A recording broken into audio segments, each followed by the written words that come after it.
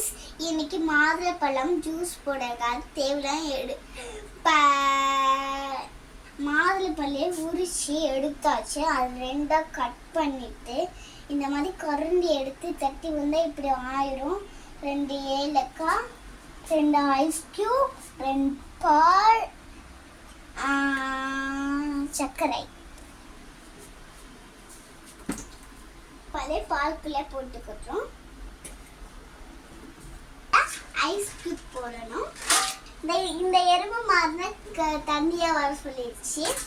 2 ஏலக்காய், கொஞ்சம் சர்க்கரை. இப்போ எவ்வளோப்பா போடணும்?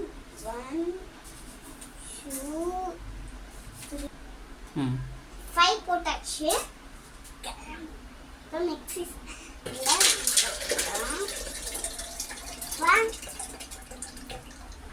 மிக்ஸியில் அரைச்சாச்சு. இப்போ அரைச்சி ஃபில்டர் பண்ணி எடுத்துக்கணும். இப்போ கட் பண்ணி அல்வா வச்சுக்கிட்டு கிளாஸில் இந்த மாதிரி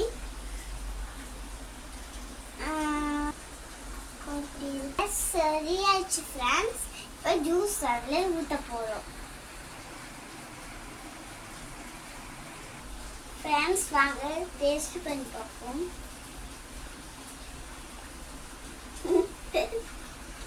ஃப்ரெண்ட்ஸ் சூப்பராக இருக்குது. லைக் பண்ணுங்கள், ஷேர் பண்ணுங்கள்.